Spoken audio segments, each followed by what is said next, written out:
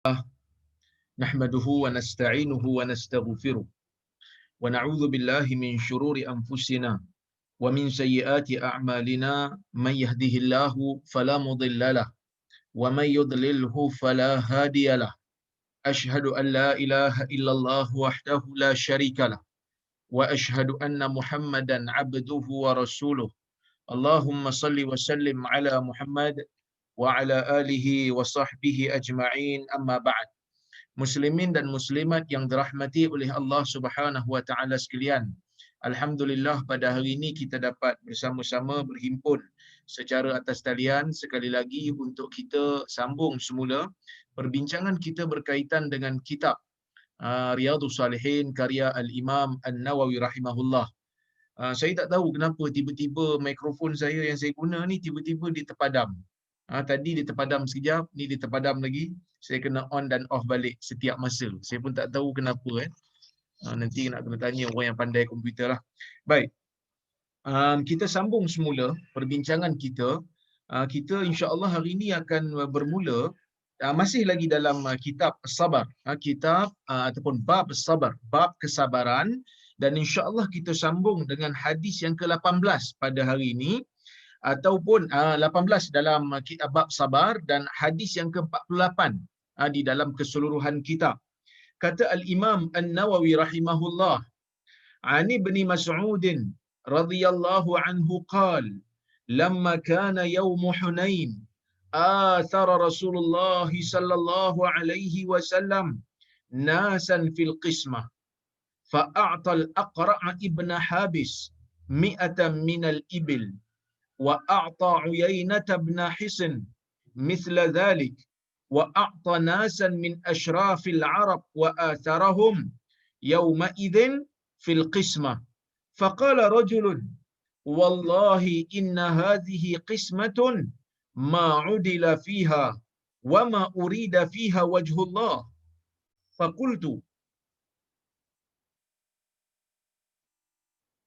Ya tuan-tuan, dia punya mikrofon ni dia, saya pun tak tahu kenapa.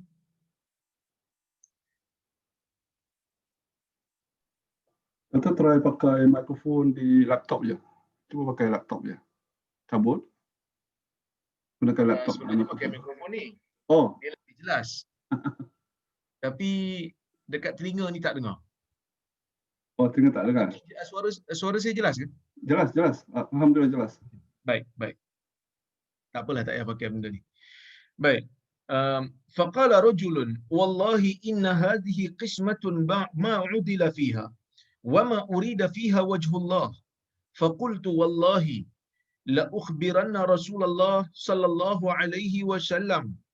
فأتيته فأخبرته بما قال فتغير وجهه حتى كان كالصرف ثم قال فمن يعدل إذا لم يعدل الله ورسوله ثم قال يرحم الله موسى قد أوذي بأكثر من هذا فصبر فقلت لا جرم لا أرفع إليه بعدها حديثا متفق عليه.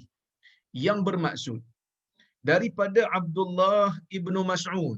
Abdullah ibnu Mas'ud ni dalam kuliah-kuliah yang lepas telah pun saya ceritakan kepada tuan-tuan dan puan-puan yang dirahmati Allah sekalian, siapa dia. Dalam kitab hadis, dia ni di antara sahabat Nabi sallallahu alaihi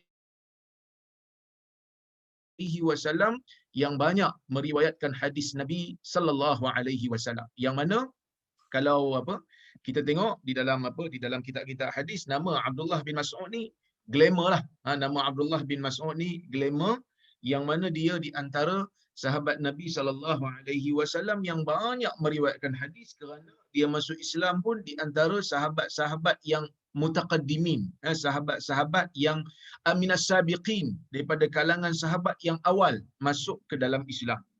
Baik. Saya nak bagi tahu saya punya mikrofon ni dah okey. Sebab ada siapa entah tadi anak-anak duk main lah tadi tu. Dia tukar setting saya punya speaker, patutlah tak bunyi, saya dah betulkan balik. Dia ada bunyi balik. Baik. Abdullah bin Mas'ud radhiyallahu anhu berkata, ketika mana berlakunya ataupun setelah berlakunya peperangan Hunain. Tuan-tuan dan puan-puan, biasa dengar peperangan Hunain. Peperangan Hunain berlaku setelah daripada Nabi sallallahu alaihi wasallam membuka kota Mekah. Kalau kita tengok dalam sejarah Nabi sallallahu alaihi wasallam, kalau orang tanya kita lah, kalau orang tanya kita, bila berlakunya pembukaan kota Mekah, agak-agak boleh jawab tak? Pembukaan kota Mekah berlaku pada tahun ke-8 Hijrah. Ni kena ingat ni. Kerana itu merupakan tarikh antara tarikh bersejarah lah. Kadang-kadang kita ni tarikh anniversary, tarikh lahir isteri ingat kan? Cuma tarikh kebesaran Islam ni rasa macam dah full memori otak kita nak masuk kan. Tapi tak apalah, kita cuba untuk ingat. Pembukaan kota Mekah berlaku pada tahun ke-8 Hijrah, yang mana tuan-tuan dan puan-puan dan rahmati Allah sekalian, apabila berlakunya pembukaan kota Mekah, maka ada satu puak daripada kalangan orang Arab pada masa itu, iaitu golongan Hawazin. Yang mana golongan Hawazin ini, dia berasal daripada kabilah Mudhar. Yang mana kabilah ni, dia rasa tak selesa. Dia rasa tak selesa, dia rasa tak berapa nak sedap hati apabila Nabi sallallahu alaihi wasallam dan para sahabat berjaya membuka kota Mekah, berjaya menjadikan orang-orang Quraisy yang asalnya pemimpin di negara Mekah, yang asalnya penguasa di kawasan Mekah, bukan hanya dihormati oleh orang-orang Mekah, bahkan golongan Quraisy dihormati juga oleh puak-puak Arab yang berada di sekeliling tanah Arab pada masa itu. Termasuklah golongan-golongan Hawazin ni, dan termasuk juga golongan Saqif yang berada ataupun yang menduduki Taif. Maka pada zaman dulu, sebelum daripada peristiwa hijrah, sebelum daripada kedatangan Nabi sallallahu alaihi wasallam sebagai rasul kepada orang-orang Arab di Mekah, orang Arab Mekah, terutamanya golongan Quraisy, mempunyai hubungan baik dengan puak-puak yang berada ataupun dengan pemimpin-pemimpin Arab yang berada di sekitar tanah Arab Mekah pada masa itu. Bahkan pada zaman dulu, kalau kita tengok, waktu Nabi sallallahu alaihi wasallam, waktu Nabi sallallahu alaihi wasallam pergi ke bumi Taif, waktu Nabi pergi ke bumi Taif, Nabi ajak orang-orang Taif untuk masuk ke dalam Islam. Dan Nabi sallallahu alaihi wasallam usaha untuk ajak orang-orang Taif ni terima Islam dan sediakan bumi Taif untuk menjadi pusat penyebaran Islam yang pertama pada waktu itu. Tetapi orang Taif tak terima, dan orang Taif baling batu dekat Nabi sallallahu alaihi wasallam, sehingga Nabi sallallahu alaihi wasallam berdarah, sehingga Nabi sallallahu alaihi wasallam jatuh di kebun Utbah dan Syaibah bin Rabi'ah. Yang mana kita semua tahu, sesiapa yang membaca sirah, Utbah dan Syaibah bin Rabi'ah adalah orang besar yang berada di Mekah. Kenapa pula dia punya kebun ada dekat Taif? Kerana pada zaman dulu, hubungan di antara puak-puak Taif dan orang-orang Mekah ni memang rapat. Sehingga kan orang-orang Mekah yang bangsawan, yang kaya-kaya, mempunyai tanah kebun di Taif. Mereka membeli tanah di Taif kerana tanah di Taif ni subur, yang boleh untuk bercucuk tanam, tanam buah, tanam anggur dan seumpamanya. Oleh kerana itulah tuan-tuan dan puan-puan dan rahmati Allah sekalian, pada peringkat awal Islam, pada peringkat awal Islam, ketika mana Nabi sallallahu alaihi wasallam berada di Mekah, orang-orang Hawazin ni dia orang tak berapa nak cara sangat. Dia orang tak berapa nak cara sangat dengan Nabi Muhammad sallallahu alaihi wasallam. Kenapa dia orang tak cara sangat? Kerana menurut pandangan mereka, apa yang dilakukan oleh orang Quraisy dari sudut penentangan terhadap Nabi Muhammad sallallahu alaihi wasallam ini telah memadai, cukup. Mereka percaya dengan kepimpinan Quraisy, maka mereka rasa cukuplah.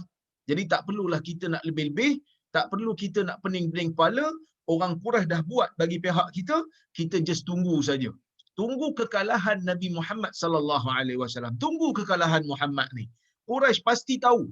Kita serahkan kepada Quraisy kerana Quraisy merupakan pemimpin pada zaman tu.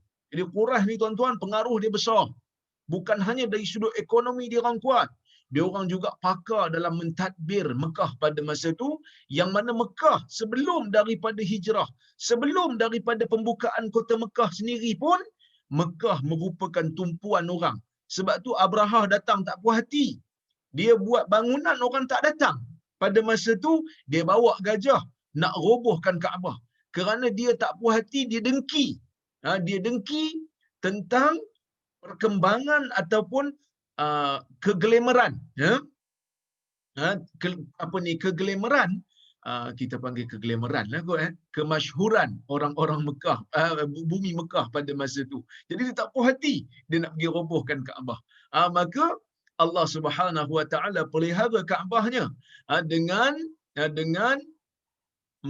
menghantar burung ababil. Cuma dekat Malaysia ni ada satu isu yang berat, yang mana ada pameran orang buat sekarang ni menjadi isu jugalah, jadi viral, yang mana mereka pamerkan batu burung ababil. Dia kata dia jumpa batu burung ababil. Saya pun heran kan. Saya pun heran, mana entah dia jumpa. Kita tahulah burung ababil ni dia bawa batu yang dikatakan daripada neraka. Kita pun tak jumpa dah. Kalau kita jumpa pun batu tu, kita tak boleh ambil bawa balik. Kerana Nabi SAW tak bagi kita ambil apa-apa manfaat daripada tempat yang dilaknat. Kan? Jadi kalaulah batu tu digunakan untuk tembak, untuk baling puak-puak yang nak robohkan Kaabah pada zaman Abrahah tu, patutnya kita tak payah bawa balik tu satu. Kalau dia tak jumpa dalam dunia, bila masa dia masuk neraka ambil batu tu?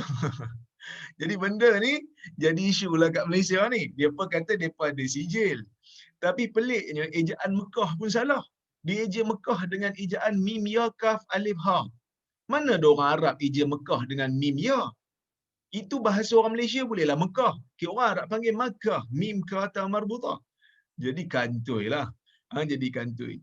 Bila dah kantoi itu, sebahagian daripada pembela mereka cuba untuk kata, alah, benda palsu tak apa. Yang penting kita boleh guna untuk sayang Nabi. Saya tuan-tuan dan puan, kadang-kadang pelik. Kan? Kadang-kadang pelik dengan mereka ni. Benda tu dah tahu palsu, yang nak pergi buat sijil, nak menunjukkan original tu pasal apa? Tu satu dah menipu. Dah lah menipu pula atas nama Nabi pula tu. Duk kata Nabi punya tongkat lah, duk kata Nabi punya rambut lah. Kita tak heran kalau benda tu betul. Ini benda dah tak betul. Lepas tu buat sijil nak bagi nampak macam betul. Ini masalahnya. Dan bila confirm dah tak betul, tiba-tiba kebetulan pula kawan-kawan kita ni rajin pula pergi tanya. Sijil tu kononnya dikeluarkan oleh satu muzium dekat Arab Saudi. Mereka pergi tanya dekat pegawai besar muzium tu. Pegawai besar muzium tu siap buat video lagi. Dia kata ini semua palsu. Dia kata saya tak ada keluarkan sijil yang seumpama tu. Jadi kantoi lah. Bila kantoi tuan-tuan dan puan-puan, tetap tahan juga. Dia kata ini semua golongan Wahabi dengki. Biarlah benda palsu pun. Yang penting kita dapat sayang Nabi SAW. Jadi saya pun heran, tiba-tiba Wahabi pula yang salah. Saya ingat, kalau betul lah Wahabi ni ada, Wahabi adalah satu gerakan yang paling berjaya dalam dunia. Imam kena tampar Wahabi. Yang bongkarkan benda ni Wahabi. Yang buat bom sana, bom sini Wahabi. Maka Wahabi telah menjadi satu orang kata apa? Satu gerakan yang paling berjaya. Semua yang buat kacau, semua Wahabi punya pasal. Tapi sebenarnya bukanlah. Hanya alasan mereka nak melepaskan diri. Sebab tu saya tulis malam sikit. Saya kata, tuan-tuan, dalam bab agama ni, kita nak tahu asli tak asli. Tuan-tuan cuba bayang kalau pergi shopping kat kedai. Sayur palsu, ayam palsu, timbang-timbang ayam bayar. Lepas tu lepas bayar, bawa balik nak masak, tengok-tengok potong-potong plastik. Nampak macam ori. Tuan-tuan bagi balik kat pasar raya, dia kata, ini minta mahal lah, ni ayam palsu. Kenapa pula jual ayam palsu ni? Saya ingat ayam betul boleh masak, ni tak boleh masak. Tak apa, yang pentingnya adalah bila tengok ni teringat ayam betul. Agak-agak boleh terima tak? Sama juga kita bayar hutang kat orang, kan? kita bayar duit palsu, duit Saidina ke duit monopoli ke. Jadi bila orang tengok, ini duit palsu, tak apa, yang penting duit juga. Duit palsu pun yang penting duit. Jadi terima je. Paling tidak bila tengok duit palsu ni boleh teringat duit yang betul. Kakak boleh terima. Kalau bab agama boleh terima yang palsu, takkan bab dunia tak boleh terima. Sebab tu dalam bab agama ni Nabi SAW memberikan penegasan. Memberikan penegasan yang begitu jelas kepada kita. Nabi kata apa? Innal kadhiba alayya laysa kadhibin ala ahad. Fa innahu man kadhaba alayya muta'ammidan falyatabawa maq'adahu minan nar. Atau kama qala. Hadis mutawatir diriwayatkan lebih 70 orang sahabat. Yang mana Nabi kata sesungguhnya berdusta di atas nama aku tidak sama seperti mana berdusta di atas nama orang lain. Tak sama, tuan-tuan dan puan-puan yang dirahmati Allah sekalian, ya. Sesungguhnya sesiapa yang berdusta di atas nama aku dengan sengaja, maka tunggulah tempatnya di neraka. Jadi tuan-tuan dan puan-puan yang dirahmati Allah sekalian, ya, kita berduka citalah dengan sifat orang-orang Islam yang sanggup menipu atas nama Nabi. Tapi tak apa, itu sekadar selingan lah. Jadi saya nak sebutnya adalah, saya nak sebut apa? Saya nak sebut yang menyebabkan puak Abrahah ni tak puas hati dengan orang Mekah pada masa itu sebab memang Kaabah menjadi tumpuan. Sebelum daripada Nabi SAW menjadi Nabi pun memang menjadi tumpuan. Jadi sebab tu orang-orang Arab ni dia percaya kepada Quraisy, dia percaya kepada kepimpinan Quraisy. Jadi bila mana Nabi SAW muncul di kota Mekah, Nabi membawa dakwah selama 13 tahun. Orang-orang Hawazin ni, puak-puak Hawazin ni, dia tak heran pun. Dia rasa macam tak apalah. Kita biarkan saja Quraisy menguruskan Muhammad. Bila Nabi SAW berhijrah ke Madinah, masa tu orang Quraisy masih lagi memusuhi Nabi SAW. Golongan puak musyrikin Quraisy ni masih lagi berperang dengan Nabi SAW dan orang Hawazin tak mau ambil caralah, tak mau ambil tahu. Mereka rasa biarlah orang Quraisy yang uruskan. Kita tak payah pening kepala. Sebab Muhammad ni pun Quraisy. Muhammad ni Quraisy jadi orang Quraisy dah lebih pandai. Tiba-tiba tuan-tuan dan puan-puan yang dirahmati Allah Subhanahu wa taala. Tiba-tiba kebetulan takdir Allah memihak kepada orang Islam. Takdir Allah memihak kepada orang Islam berjaya menguasai kota Mekah dan perkara ini telah menjadikan puak-puak Hawazin jadi takut.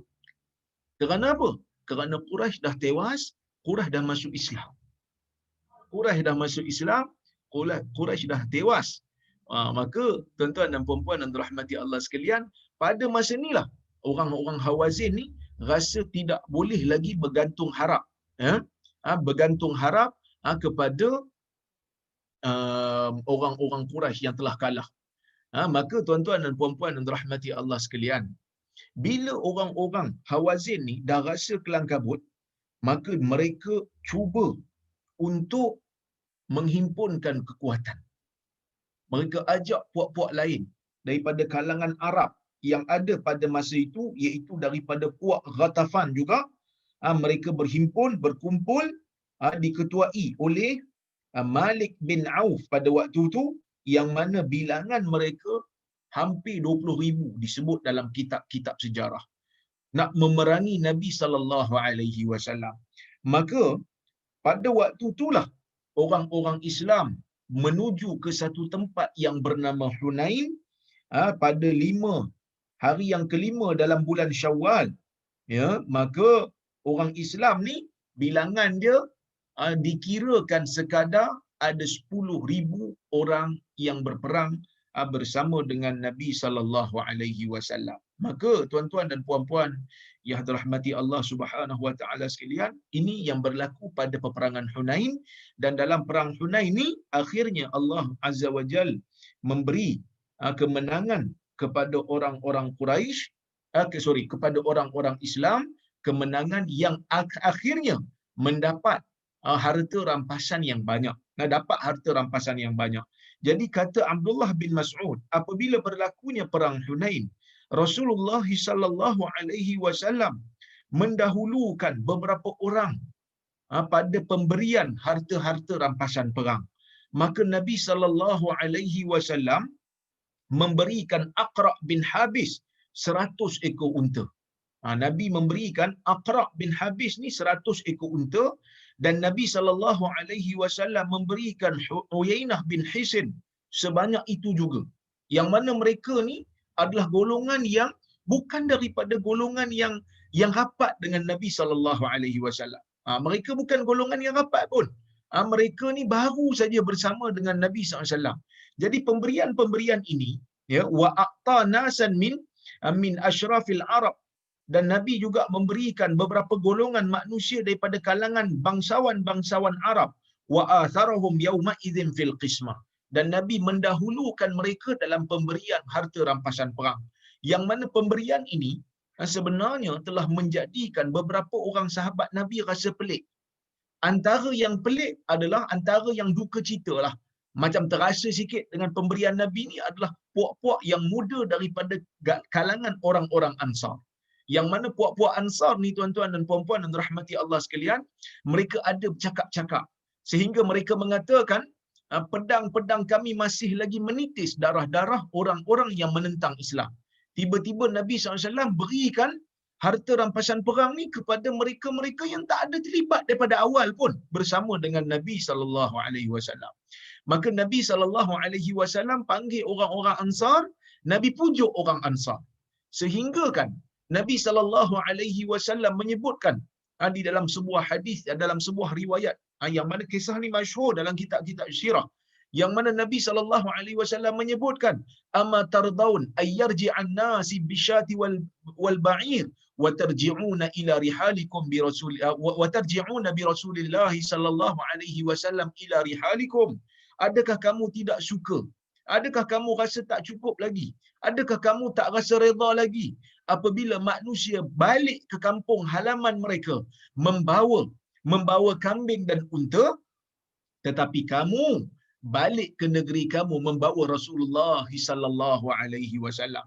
Maka Nabi SAW nak sebut kepada orang Ansar bahawasanya Nabi tetap menyayangi golongan Ansar. Sebab itu Nabi SAW menyebutkan dalam hadis tersebut, Nabi kata, ma salakal ansar syi'ban au fajjan wa salakal akhar fajjan illa wa salaktu syi'bal ansar. Tidak ada orang-orang Ansar melalui satu jalan dan orang lain melalui jalan yang lain, melainkan aku memilih jalan Ansar. Allahumma arhamil Ansar, ya Allah sayangi Ansar, wa abna al Ansar, dan sayangi juga anak-anak orang Ansar, wa abna'il Ansar, dan cucu orang-orang Ansar. Jadi tuan-tuan dan puan-puan dan rahmati Allah sekalian, kalau kita tengok dalam kisah ni, orang-orang Ansar berjaya dipujuk oleh Nabi SAW, dan Nabi berjaya untuk bagi tahu kepada orang Ansar alasan Nabi SAW kenapa Nabi mendahulukan orang lain, iaitu nak melembutkan jiwa mereka, terutama golongan-golongan yang baru terima Islam. Golongan-golongan yang baru terima Islam, dan juga mungkin untuk melembutkan golongan yang lain supaya yang lain bila tengok benda ni berlaku, dia juga akan tertarik dan nak kepada Islam. Tapi ada di kalangan orang-orang yang lain juga yang tak puas hati, bukan hanya golongan Ansar. Maka sebab itu, ya, ada seorang lelaki faqala rajulun, berkata seorang lelaki, wallahi inna hadhihi qismatun ma udila fiha. Dia kata, demi Allah, ini merupakan ini adalah satu pemberian yang tidak adil padanya. Dia sebut macam tu, dia tengok Nabi SAW bagi, dia kata, ini sebenarnya bukan pemberian yang adil padanya. Ni tak adil ni. Ni pemberian ni tak sama. Pemberian ni zalim. Pemberian ni tak ada keadilan padanya. Dia kata, wa ma urida fiha wajhullah. Dan pemberian ni, tujuan orang yang buat ni bukan inginkan kepada keredaan Allah. Oh, ini kata-kata yang besar ni, tuan-tuan. Disebut macam tu. Ulama hadis mengatakan yang sebut perkataan ni adalah ketua, yang mana dia ni daripada keturunan dia lah keluarnya puak-puak Khawarij. Puak-puak Khawarij yang namanya Zulkhuwaisirah. Tetapi ada juga yang tidak bersetuju. Ada kata ni orang lain. Zulkhuwaisirah ni orang lain. Dia cakap depan-depan Nabi. Yang ni nampak macam bukan cakap depan Nabi lah. Di sana ada dua pandangan. Boleh jadi dia. Kerana dalam riwayat yang lain dia sebut kepada Nabi Muhammad jelas-jelas, dia kata i'dil ya Muhammad, berlaku adillah kamu wahai Muhammad. Oleh kerana tu sebahagian ulama hadis kata mereka adalah golongan ni apa ni, orang yang sama. Zul Khuwaisirah nama dia. Tapi ada juga yang tidak bersetuju. Maka tuan-tuan dan puan-puan yang dirahmati Allah sekalian, ya, bila berlaku dialog ini, bila disebut, laki itu sebut, Abdullah bin Mas'ud dengar. Bila sebut macam tu je, Abdullah bin Mas'ud dia dengar, dia terus bagi tahu kepada Nabi. Dia pun kata faqultu wallahi la ukhbiranna Rasulullah sallallahu alaihi wasallam. Dia kata demi Allah, aku akan mengkhabarkan kepada Rasulullah sallallahu alaihi wasallam. Kenapa nak kena bagi tahu Nabi? Kerana perkataan yang disebutkan oleh lelaki ni adalah perkataan yang besar. Perkataan yang disebutkan oleh lelaki ni merupakan perkataan-perkataan yang boleh menyebabkan orang berpecah belah dan orang tidak lagi percaya kepada apa yang kita panggil perkataan yang kita panggil menyebabkan orang rasa macam tak hormat kepada Nabi sallallahu alaihi wasallam. Oleh kerana itulah tuan-tuan dan puan-puan, perkataan itu mesti disebut kepada Nabi supaya Nabi sallallahu alaihi wasallam boleh memberikan teguran kepada orang ni. Sebab perkataan ni perkataan besar. Kalau dia sedar perkataan ni, dia sedar bahaya perkataan ni, dia boleh membawa kepada kufur. Sebab apa? Sebab dia seolah-olah merasa sangsi terhadap keadilan Nabi sallallahu alaihi wasallam. Dia menganggap bahawasanya Rasulullah sallallahu alaihi wasallam berhukum menggunakan nafsu, berhukum terperdaya dengan syaitan. Jadi perkataan ni perkataan bahaya. Maka sebab itu Abdullah bin Mas'ud terus bagi tahu dekat Nabi. Fa ataituhu fa akhbartuhu bima qal. Maka aku pun mendatanginya dan aku memberitahu kepadanya. Aku bagi tahu kepadanya yang mana perkataan ni disebutkan oleh lelaki ni. Dia kata lelaki ni duk sebut macam ni, macam ni, macam ni. Ya Rasulullah, tadi aku dengar lelaki ni sebut macam ni. Dia kata engkau berhukum bukan ikut hukuman yang adil. Engkau berhukum bukan mengikut kehendak Allah. Jadi bila Nabi dengar perkataan tu, kata Ibnu Mas'ud, fataghayyara wajhuhu hatta kana kasirf. Muka Nabi berubah sehingga muka Nabi menjadi merah seperti pencelup merah. Maksudnya seperti pencelup. Sebab itu kata Imam Nawawi, waktu dia mengatakan as-sirf, dia kata wahwa sibrun ahmar. Ia merupakan pencelup yang berwarna merah. Pewarna yang mewarna merah. Dia warna merah. Jadi Nabi SAW ni cerah orang dia. Bila Nabi menahan marah, nampak muka marah dekat, nampak bayangan marah dekat muka Nabi SAW tu. Maka bila Nabi marah, muka Nabi merah, kata Ibnu Mas'ud. Maka Nabi SAW pun berkata, Nabi bersabda, "Tsumma qal, faman ya'dilu idza lam ya'dilillahu wa rasuluh." Maka Nabi terus tanya soalan. Nabi kata, siapa lagi yang nak berlaku adil jika Allah dan Rasulnya tidak berlaku adil? Bila lelaki ni kata pemberian ni tak adil, maka Nabi tanya satu soalan. Nabi kata kalau tak adillah Allah dan Rasul, siapa lagi nak berlaku adil? Siapa lagi dalam dunia ni nak berlaku adil? Kalau Allah tidak berlaku adil, kalau Rasulnya tidak berlaku adil, siapa lagi yang kita nak harapkan? Adakah kita nak harapkan pada syaitan? Lagi tak boleh harap. Maka soalan Nabi itu bukan soalan istifham. Soalan Nabi itu bukan soalan untuk diberikan kepadanya jawapan. Tetapi soalan itu adalah soalan istingkari. Soalan yang berbentuk pengingkaran. Maksudnya, Nabi nak bagi tahu kat dia, takkanlah Rasul tak adil. Sedangkan Rasul ini adalah Rasul daripada Allah.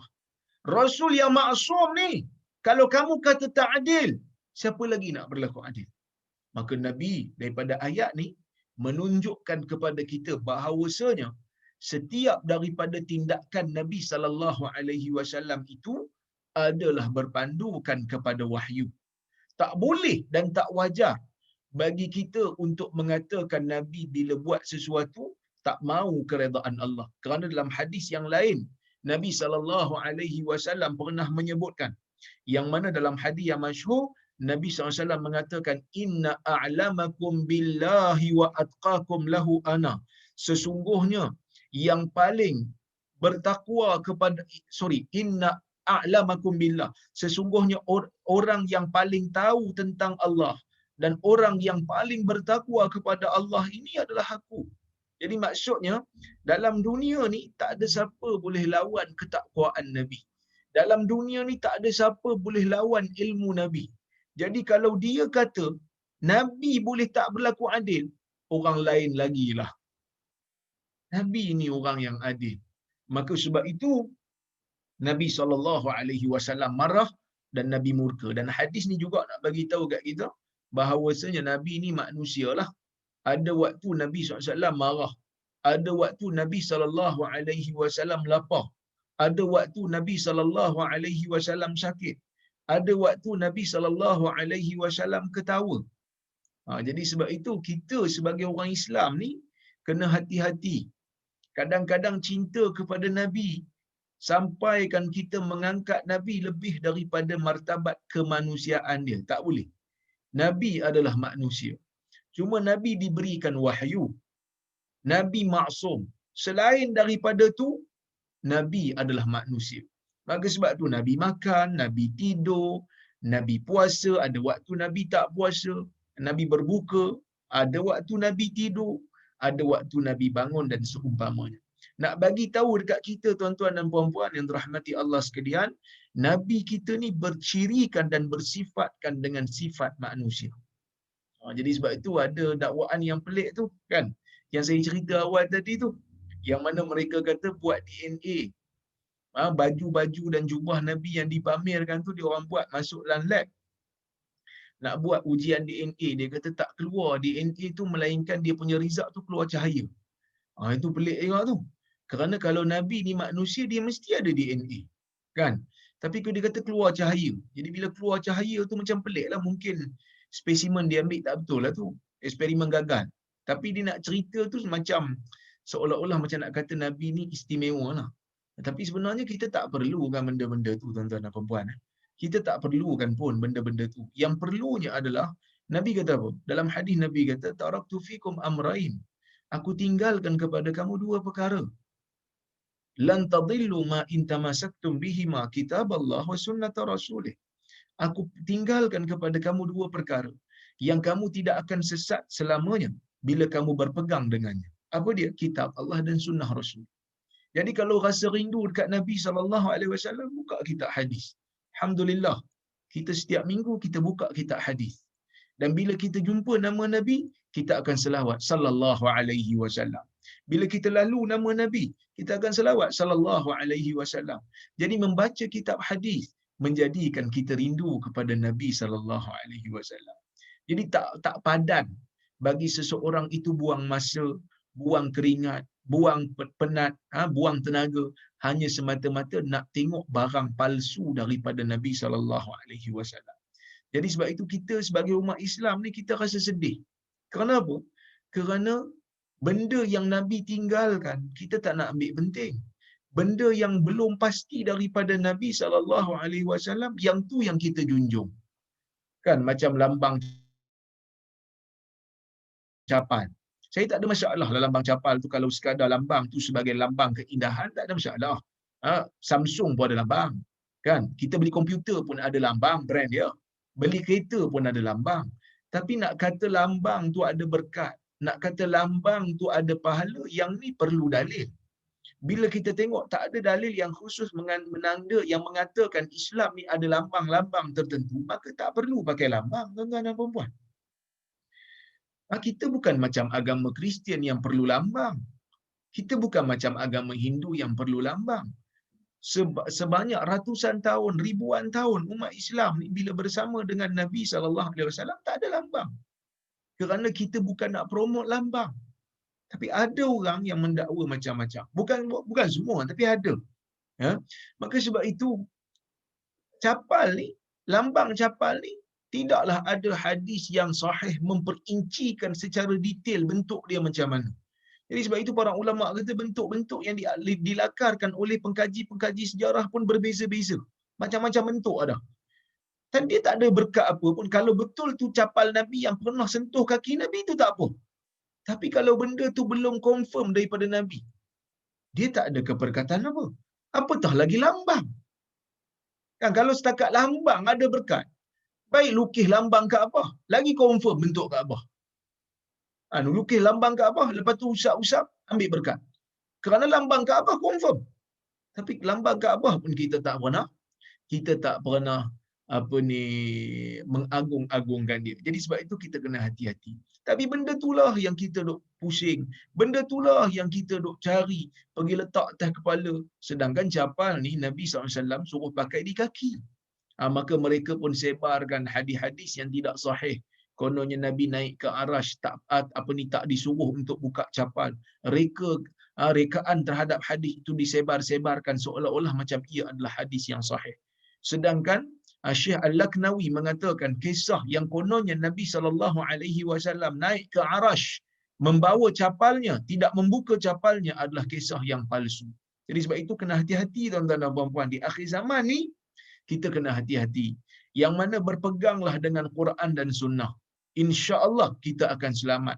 Sebab Nabi kata, pegang kepada kitab Allah, pegang kepada sunnah Rasulullah SAW, kita akan selamat dan kita tidak akan sesat. Alaikum bisunnati fa innahu may ya'ish minkum fasayara ikhtilafan katsira fa alaikum bisunnati wa sunnatil khulafa'ir rasyidin al mahdiyyin min ba'di a'addu 'alaiha bin nawajid.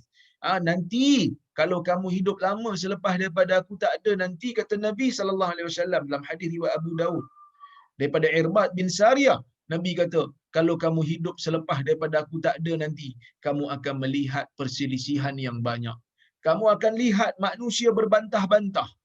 Apa kamu kena buat bila manusia berbantah? Fa'alaikum bisunnati. Kamu kena pegang sunnah aku. Wa sunnatil khulafa'ir rasyidin al-mahdiyyin min ba'di. Dan kamu kena pegang sunnah khulafa'ir rasyidin yang diberi hidayah selepas daripada aku. 'Addu 'alaiha bin nawajis. Gigitlah dia dengan gigi geraham. Jangan lepas. Di akhir zaman ni, macam-macam orang dakwa. Macam-macam orang dakwa. Tapi nak selamat, kita peganglah kepada sunnah. Nak selamat, pegang kepada hadis yang sahih. Kalau ada benda pelik-pelik disebarkan, kita tak payah ambil peduli. Sebab kita tak tahu pun tidak mengganggu pegangan agama kita selagi mana kita berada di atas Quran dan sunnah. Ini saya nak pesan pada diri saya dan kita semua yang ada pada petang ini dan di sana malam. Mudah-mudahan tuan-tuan dan puan-puan, kita semua dapat diselamatkan oleh Allah Subhanahu Wa Taala daripada mengikut benda-benda yang tak pasti daripada Nabi SAW. Dan Allah, mudah-mudahan Allah selamatkan kita buat benda yang Nabi suruh. Ni kadang-kadang benda tu Nabi tak suruh pun, punyalah dia nak buat. Nabi tak suruh pun pergi ambil capal dia letak atas kepala. Nabi tak suruh. Nabi tak suruh ambil lambang capal dia letak atas kepala, jadikan fashion. Nabi tak suruh. Nabi suruh buat apa? Nabi suruh amalkan sunnah dia. Tapi kita ni bab Nabi suruh kita tak buat. Kadang-kadang bila orang suruh, orang cuba untuk promote sunnah, kita pula pergi marah dia. Kau jangan ganggulah amalan masyarakat. Kan kadang-kadang kita bukan nak ganggu sangat amalan masyarakat, kita nak masyarakat buat benda sunnah. Kan? Cuba tengok dalam masyarakat Melayu, kan? Banyak lagi sunnah-sunnah yang kita boleh buat. Banyak lagi sunnah-sunnah yang orang Melayu kadang-kadang tak biasa pun. Kan? Umpamanya lah. Kan? Umpamanya. Contoh yang selalu saya bagilah. Bila berlaku kematian, patutnya jiran bagi makan pada keluarga si mati. Tapi kat Malaysia, kan? Saya rasa dekat Singapura pun sama juga. Kan? Keluarga si mati yang bagi makan. Kita pun beritahu lah. Kita kata ubahlah sunnah ni. Dia marah gitu. Dia kata apa? Dia kata jangan ganggulah. Biarlah ni amalan masyarakat turun-temurun. Tapi capal Nabi letak atas kepala. Sedangkan kita bagi tahu dalam hadis Nabi suruh jiran bagi makan. Nabi kata pada hadis, yang dalam sebuah hadis, ketika Ja'far bin Abi Talib gugur di medan syahid, Nabi kata apa? Isna'u li ali Ja'far ta'aman qad ja'ahum ma yashghuluhum, atau kama qala. Buat makanan kepada keluarga Ja'far, telah datang kepada mereka benda yang menyibukkan mereka. Benda yang menyibukkan mereka telah datang, maka kita jiran buat makan. Cuba kita tengok sunnah ni ada ke tak dalam masyarakat Melayu? Dah tak ada. Sebab kita telah memadamnya dengan melakukan kenduri tahlil, kenduri arwah. Jadi bila ada orang nak ubah, dia kata kita kena ubahlah budaya ni. Dia pula kena marah. Sedangkan orang yang marah tu capal Nabi letak atas kepala. Kononnya hormat Nabi sangat, tapi ajaran Nabi SAW seolah-olah macam tak ada apa. Ajaran Nabi SAW macam tak ada nilai. Tapi capal Nabi atas kepala. Dia hanya memuliakan lambang, tetapi kadang-kadang dia tidak memuliakan ajaran. Jadi sebab itu tuan-tuan dan puan-puan, kita jangan tertipulah masalah ni. Sekecil-kecil sunnah, bagi orang yang beriman, ia adalah bernilai. Sebab tu kata Sa'id bin Musayyib, inni la asiru masirata yaumin wa laylah li ajli hadisin wahid. Aku sanggup untuk bermusafir satu hari satu malam demi untuk mendengar sebuah hadis. Satu hadis je aku sanggup bermusafir sehari semalam. Kerana bagi mereka mendengar hadis adalah rezeki yang besar daripada Allah Subhanahu Wa Taala. Jadi sebab itu tuan-tuan dan puan-puan, benda ni kita kena hati-hati, jangan tertipu. Maka bila disebut benda ni, dia membuktikan kepada kita Nabi ni manusia yang mempunyai ciri-ciri kemanusiaan yang ada pada Nabi. Ini penting supaya kita dapat memastikan ataupun kita dapat menegaskan bahawasanya Nabi Muhammad sallallahu alaihi wasallam tidak keluar daripada ciri-ciri kemanusiaan, still manusia. Supaya Nabi ni menjadi contoh kepada kita. Bila Nabi buat, kita buat. Sebab Nabi manusia, kita pun manusia. Kita boleh buat macam mana Nabi buat. Walaupun tak sesempurna Nabi dari sudut ibadat, tetapi dari sudut kemampuan tu ada. Nabi solat, kita solat. Nabi puasa, kita puasa. Maka tak ada alasan orang kata, Nabi tak apalah dia puasa. Dia Nabi, dia tak macam kita. Tak, Nabi macam kita dari sudut tenaganya. Nabi macam kita dari sudut ciri-ciri kemanusiaannya. Cuma adalah kelebihan-kelebihan lain yang dikatakan Nabi ni tenaganya macam 40 orang lelaki. Tapi dari sudut kemanusiaan itu still ada. Still ada pada Nabi dan kita boleh follow dia. Nabi SAW tidak ada ciri-ciri ketuhanan pada dia. Nabi bukan anak Tuhan seperti mana yang disebutkan oleh orang-orang Kristian kepada Isa, anak Maryam. Nabi adalah manusia, bahkan semua Nabi di dalam ajaran Islam, semua Nabi adalah manusia yang tidak terkeluar daripada ciri-ciri kemanusiaan. Maka tuan-tuan dan puan-puan, bila Nabi marah ni, boleh marah ke Ustaz? Bukankah dulu Nabi kata dalam hadis, Nabi kata la taghdab, la taghdab, la taghdab. Kan ada hadis Nabi SAW ditanya oleh seorang lelaki tentang apa nak bagi pesanan kat dia. Nabi SAW kata jangan marah. Jangan marah, jangan marah. Nabi ulang 3 kali kat dia. Jangan marah, jangan marah, jangan marah. Yang ni Nabi marah pula. Nabi berubah muka pula. Maksud jangan marah tu, para ulama mengatakan bukan maksud jangan marah tu maksudnya buang perasaan marah dalam jiwa langsung sampai tak marah. Tengok apa pun ketawa, tengok apa pun senyum, tengok apa pun sengih. Orang baling kat kita barang pun sengih. Orang buat benda tak elok pada keluarga kita pun senyum. Itu dah tak normal lah tu. Tak lama boleh masuk join Tanjung Rambutan lah. Tapi yang dimaksudkan jangan marah ni maksudnya ada 2 di sisi para ulama tafsirannya. Yang pertama, jangan mendedahkan diri kamu di tempat yang boleh membuatkan kamu marah. Maksudnya kalau benda tu boleh membuatkan kamu marah, kamu jauhi tempat tu. Kerana orang marah ni boleh hilang pertimbangan. Orang marah ni boleh bertindak di luar daripada batasan syarak. Itu pertama. Itu tafsiran pertama. Tafsiran yang kedua, bila marah, normal lah orang marah. Benda marah ni benda yang tak boleh dikawal. Datang satu benda menyebabkan kita marah. Cuma para ulama kata bila marah, kawal marah. Yang Nabi kata la taghdab, jangan marah, maksudnya jangan bertindak mengikut marah kamu. Maksud bila marah, kawal. Oleh kerana itulah tuan-tuan dan puan-puan yang dirahmati Allah sekalian, dalam hadis Nabi SAW menganjurkan kita untuk bila kita marah saja kita ubah tempat duduk kita. Kalau kita berdiri, kita duduk, Nabi kata dalam hadis. Kalau kita duduk pun tak marah lagi, pergi mengiring. Jadi tuan-tuan dan puan-puan yang dirahmati Allah sekalian, kalau rasa macam marah ke apa ke, cuba mengiring.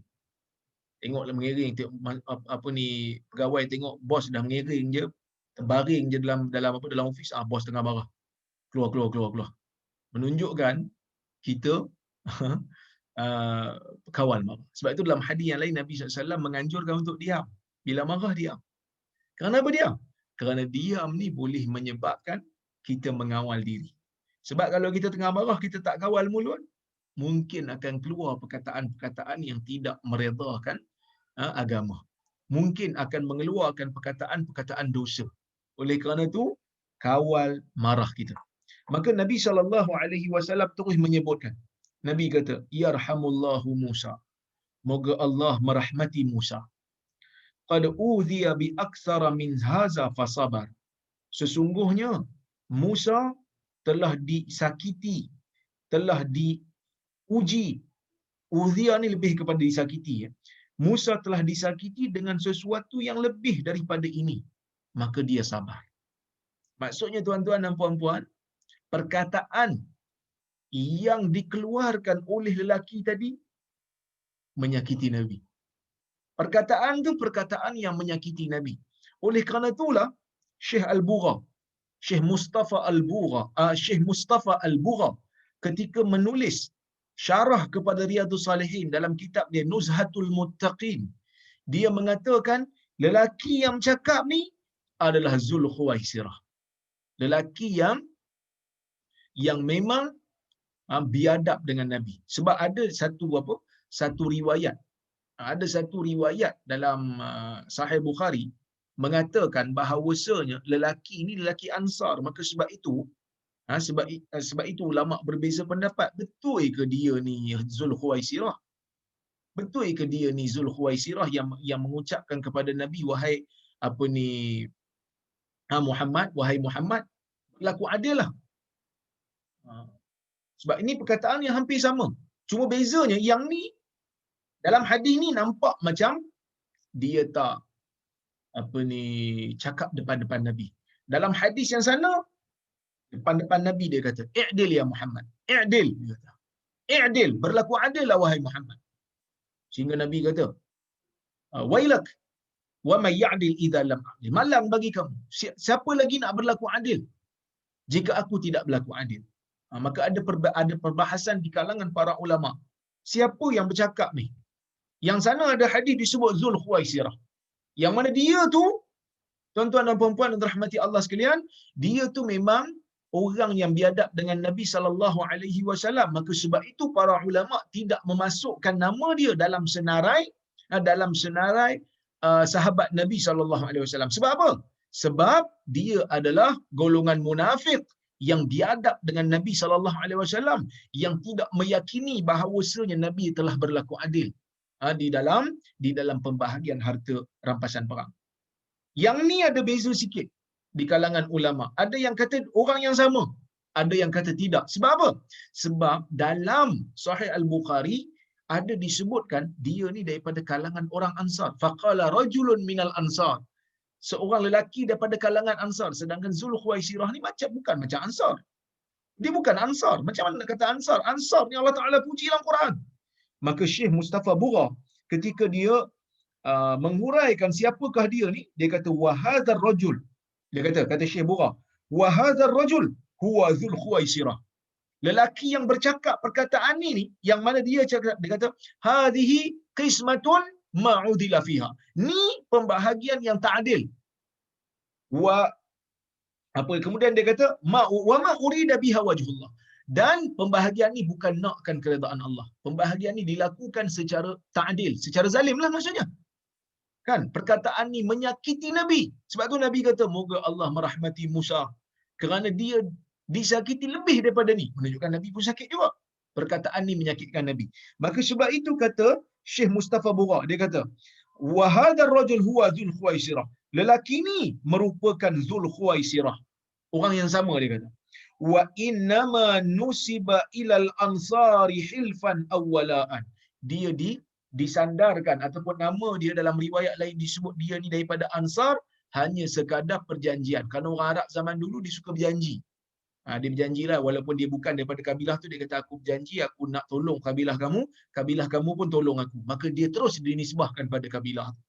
Maka dia dianggap sebagai orang Ansar, sedangkan dia bukan orang Ansar. Maka sebab itu Nabi SAW kata, moga Allah merahmati Musa, sesungguhnya dia disakiti lebih daripada ini dan dia bersabar. Jadi Nabi SAW pun sabarlah. Cuma adalah perbahasan sikit, adalah perbincangan sikit. Kenapa Nabi SAW tak ambil tindakan pada dia? Sedangkan dia ni terang-terang mempertikaikan apa yang Nabi buat. Terang-terang tuduh Nabi, terang-terang menyakiti Nabi. Perbuatan menyakiti Nabi SAW adalah perbuatan kufur. Perbuatan menyakiti Nabi menjadikan seseorang itu kafir. Kerana perbuatan menyakiti Nabi sama seperti mana menyakiti Allah. Kerana Nabi menyampaikan agama Allah Subhanahu wa taala. Jadi tuan-tuan dan puan-puan, di sana ada dua pandangan di kalangan ulama. Pandangan yang pertama adalah pandangan Al-Maziri, seorang ulama. Namanya Al-Maziri, dia ada tulis kitab mensyarahkan Sahih Muslim. Al-Maziri mengatakan, Nabi SAW tidak mengambil tindakan kepada lelaki yang bercakap ni. Dia kata sebab dia bercakap belakang Nabi. Nabi tak tahu, melainkan datang kepada Nabi SAW Abdullah bin Mas'ud seorang saja. Yang mana dalam Islam persaksian mesti dibawa oleh dua orang. Baru boleh jatuh hukum nak bunuh ke nak apa. Tapi dia ni yang dengar dia, yang bagi tahu dekat Nabi cuma seorang. Maka persaksian seorang tidak mencukupi untuk ambil tindakan. Ini pandangan Al-Maziri. Tetapi pandangan Al-Maziri ini telah dibantah oleh ulama lain yang bernama Al-Qadhi Iyad. Yang mana Al-Qadhi Iyad, seorang ulama juga mensyarahkan Sahih Muslim juga. Qadhi Iyad ni dia kata, Qadhi Iyad Al-Yahsubi. Kalau tak silap saya, dia berasal daripada Andalus. Yang mana dia ni seorang ulama Andalus. Dia mengatakan, Qadhi Iyad kata, pandangan ataupun takwilan Maziri merupakan takwilan yang tidak begitu tepat, dia kata. Kenapa tak tepat? Kerana dalam hadis yang lain Nabi SAW memang ditegur terus depan-depan dia. Depan-depan dia tegur. Bukannya Nabi tak tahu, Nabi tahu. Maksudnya Qadhi Iyad juga percaya lelaki ni adalah lelaki Dzul Khuwaisirah yang sama yang cakap depan-depan Nabi, i'dil. Berlaku adil lah wahai Muhammad, berlaku adil lah. Maka Qadhi Iyad juga memegang pandangan yang sama. Seperti mana yang dipegang oleh pengarang kitab Nuzhatul Muttaqin, syarah kepada Riyadhus Salihin, iaitu Syekh Mustafa Bura. Jadi tuan-tuan dan puan-puan yang dirahmati Allah sekalian, Nabi SAW tidak membunuhnya, kata Qadhi Iyad, kerana dia ni adalah golongan munafik. Dzul Khuwaisirah adalah seorang lelaki munafik. Demikian juga yang disebutkan yang disebutkan oleh Ibn Taymiyah rahimahullah, yang mana Ibn Taymiyah menyebutkan di dalam kitab dia, bahawasanya Dzul Khuwaisirah juga merupakan orang munafik. Yang mana orang munafik ni tuan-tuan dan puan-puan yang dirahmati Allah sekalian, orang munafik ni tak boleh untuk Nabi SAW bunuh. Sebab apa? Sebab orang munafik ni menzahirkan Islam. Orang munafik ni dia menzahirkan Islam. Oleh kerana dia menzahirkan Islam, menyembunyikan kufur, Nabi tak bolehlah ambil tindakan. Kenapa? Kerana ada beberapa alasan utama. Yang pertama, kerana munafik ni kita tak dapat tahu dia munafik, melainkan dia bagi tahu kat kita secara jelas, aku munafik. Kalau dia tak bagi tahu, Sampai kesudah kita tak tahu. Jadi macam mana nak tahu dia ni munafik ke tak munafik? Nak tahu dia munafik ke tak munafik, tuan-tuan dan puan-puan, adalah berdasarkan kepada wahyu. Tengok wahyu baru tahu.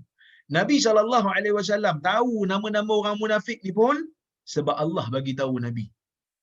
Maka Nabi pun bagi tahu Huzaifah. Orang lain tak tahu, hanya Huzaifah tahu. Huzaifah tahu macam mana? Sebab Nabi bagi tahu kat dia. Nabi tahu macam mana? Allah bagi tahu kat Nabi. Orang lain yang tak terima wahyu, dia tak tahu orang tu munafik ke tidak. Maka sebab itu Nabi tak bunuh. Sebab itu Nabi kata, ma'azallah alla yatahaddan nas atau alla yaqulan nas. Ma'azallah ay yaqulan nas inna Muhammadan qatala ashabah atau yaqtulu ashabah. Aku berlindung dengan Allah daripada manusia berkata, sesungguhnya Muhammad telah membunuh sahabatnya sendiri. Jadi orang munafik ni dia solat di belakang Nabi. Orang munafik ni dia kata dia beriman. Orang munafik ni mana orang Islam duduk, dia duduk.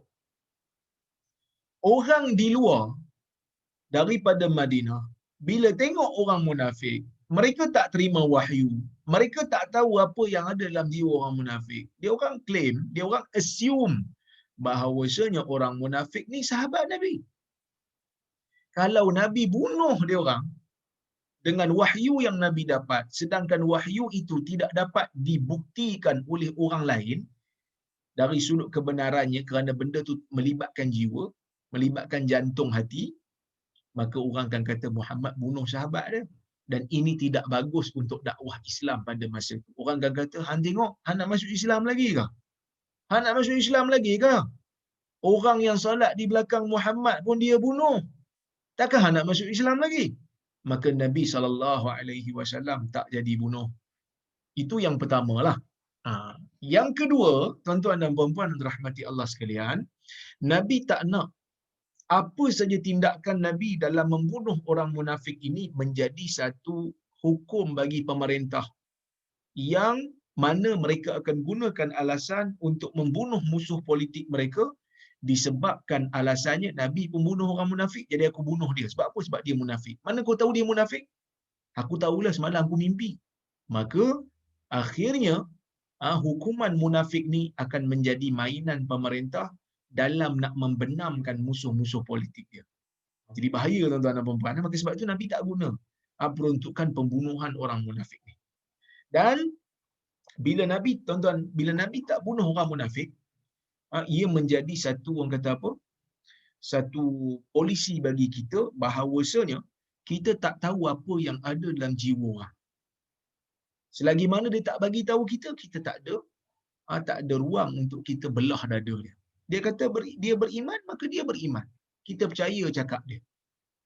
Itu pengajaran. Kemudian tuan-tuan dan puan-puan, bila Nabi SAW tidak bunuh orang munafik, bila Nabi tak bunuh orang munafik, ini satu pengajaran juga bagi kita untuk mengatakan apa saja tindakan di dalam agama ni, kita mesti mendahulukan untuk menjaga wajah agama ataupun air muka agama ataupun reputasi agama. Jangan buat sesuatu tindakan yang boleh menyebabkan reputasi agama ni menjadi teruk ataupun menjadi buruk. Jadi sebab itu Nabi SAW jaga ni reputasi agama ni. Adilnya agama Nabi jaga. Sebab itu Nabi sebut dalam hadis. Fawalladhi nafsu Muhammadin biyadi law saraqat Fatimah bintu Muhammadin laqata'tu yadaha. Demi Tuhan yang diri Muhammad berada di tangannya, kalaulah Fatimah tu mencuri, aku yang akan potong tangannya. Maksudnya dalam Islam ni bukan hanya adil yang menjadi prinsip, tetapi nampak adil. Islam itu bukan hanya adil, tetapi mesti juga dilihat adil. Dilihat adil ni pun perkara yang perlu dilihat. Wallahu a'lam bissawab. Moga Allah Subhanahu wa taala merahmati kita semua. Jadi saya tengok kalau ada soalan sikit, satu dua saya nak jawab sebab di Malaysia ni dekat-dekat nak maghrib kan. Baik.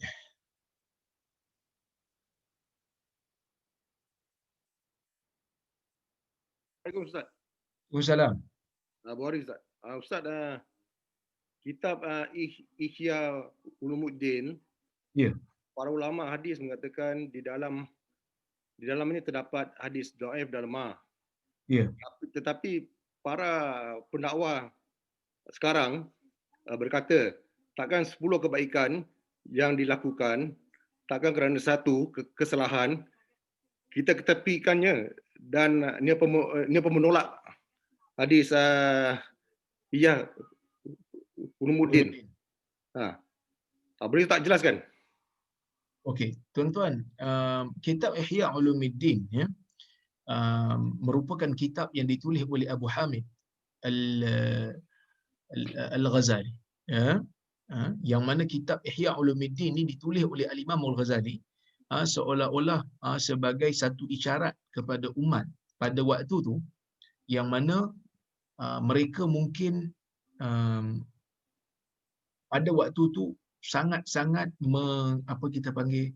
sangat-sangat terkesan dengan falsafah, dan pada waktu tu juga mungkin mereka ni sangat bersifat teknikal, sehingga mereka ni condong kepada fiqh, condong kepada isu-isu teknikal, sampai boleh menggunakan helah-helah, sampai gunakan helah semata-mata untuk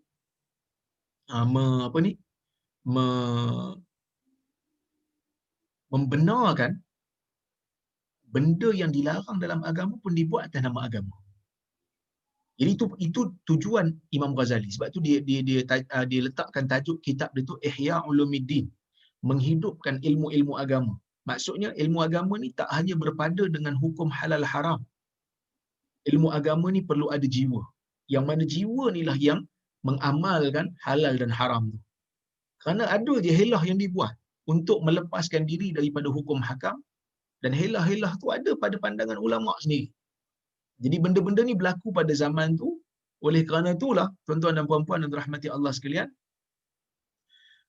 Imam Ghazali meletakkan ataupun menulis kitab tersebut. Tetapi dalam kitab itu adalah hadis-hadis yang tidak sahih. Bukan semua, tapi ada. Hadis-hadis yang terlalu dhaif pun ada, hadis-hadis yang palsu pun ada. Tapi tu ustaz, nak bakar ke kitab tu? Di zaman dahulu ada pemerintah yang membakar. Pada zaman dulu ada pemerintah yang membakar kitab Imam Ghazali, yang mana Ibn Tashfin yang merupakan raja bagi kerajaan Murabitin di, kalau tak silap saya, di Morocco ataupun di Andalus, membakar kitab Imam Ghazali kerana bagi dia pandangan-pandangan dalam tu agak ada benda-benda yang dia tak setuju dalam tu. Tapi adakah kita perlu bakar? Kita tak perlu bakar lah. Tak perlulah ekstrim sangat sampai nak bakar. Jadi apa yang kita perlu buat? Kita perlu buat seperti mana yang ulama-ulama majoritinya buat. Yang mana kata ulama majoriti, ambil manfaat sekadar yang ada, yang mana yang bermanfaat ambil, yang mana yang palsu, hadis-hadis yang palsu, yang mana hadis terlalu dhaif tak ambil. Sebab itulah ulama zaman dulu, nama dia Al-Imam Al-Iraqi, guru kepada Ibnu Hajar Al-Asqalani, dia menilai semula hadis-hadis yang terkandung di dalam kitab Ihya Ulumuddin. Dia tulis satu kitab, tajuk dia Al-Mughni an Hamlil Asfar fil Asfar. Kitab ni dia khususkan untuk menilai hadis-hadis yang terkandung di dalam Ihya Ulumuddin. Jadi hari ini kalau kita baca kitab Ihya Ulumuddin, cetakan baru, cetakan moden, cetakan komputer, nota kakinya adalah nota kaki Ihya Al-Mughni karya Al-Iraqi. Jadi kalau kita tengok hadis ada nota kaki itu Iraqi bagi tahu. Jadi cadangan saya nak baca kitab Ihya Ulumuddin, kena orang yang pandai dalam ilmu hadis baca. Orang yang pandai dalam ilmu hadis kena mengajar kita Ihya Ulumuddin supaya dia tahu istilah-istilah ilmu hadis. Sebab kadang-kadang istilah ilmu hadis ni pun penting juga untuk kita tahu. Kalau dia kata hadza hadisun munkar, hadis ni munkar, kita pun pening dah, apa hadis munkar pula? Takkan baca hadis jadi munkar, kan? Sebab dia ingat munkar tu benda berdosa. Sedangkan hadis munkar bukannya amar ma'ruf nahi munkar. Hadis tu munkar. Dan insya-Allah saya akan hurai untuk kuliah akan tahu maksud hadis munkar. Mesti lupa kita. Baik. Assalamualaikum Ustaz. Waalaikumsalam. Ada larangan untuk kita menyampaikan berita yang kita terima walaupun benar kepada orang yang disebut. Dan bagaimana pula dengan penyampai Ibnu Mas'ud yang menyampaikan kepada Rasulullah SAW? Adakah ini tak termasuk dalam larangan? Okey. Larangan yang ada itu yang saya faham adalah larangan an-namimah. Yamshi bin namimah. kita mengadu domba. Yang dilarang mengadu domba ni apabila kita memindahkan cakap orang untuk tujuan yang jahat. Kita memindahkan orang ni untuk kita memindahkan cakap orang ni ya untuk mereka bergaduh. Maksud tujuan dia itu tujuan yang batil. Sedangkan tak ada keperluan pun untuk kita menyampaikannya. Maksud kalau tak sampaikan pun tak apa. Berbeza kalau kita menyampaikan sesuatu bukan untuk niat supaya mereka bergaduh, tetapi kita nak bagi tahu, nak minta fatwa umpamanya. Ataupun kita bagi tahu tu supaya orang yang dicakapkan tu, bila orang yang dicakapkan tu dapat waspada. Contohnya, kita dengar satu orang dia kata malam ni aku nak curi rumah dia. Kita pun bagi tahu orang tu. Jaga-jaga malam ni ada orang nak curi rumah hang tau. Maka yang tu tidak menjadi masalah. Menjadi masalah.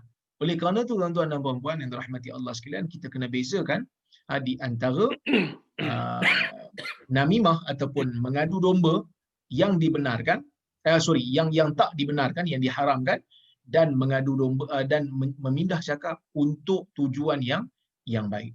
Jadi tujuan yang dilakukan ni Ibnu Mas'ud ni bila dia cakap macam tu, dia bukan untuk mengadu domba dengan tujuan jahat. Sebaliknya, dia nak bagi tahu kepada Rasulullah SAW bahawasanya orang yang cakap ni dia mempertikaikan apa yang Nabi buat dan dia ni wajar untuk dihukumlah kerana telah menyakiti Nabi SAW. Itu pandangan Ibnu Mas'ud. Wallahu alam. Jadi saya rasa cukup sekadar tu untuk petang ni. Sebab di Malaysia pun dah maghrib. InsyaAllah kita jumpa lagi pada waktu akan datang. Saya mohon maaf kalau ada tersilap kata, tersalah bahasa. Terima kasih kepada Abang Jafni dan semua yang ada pada malam ini.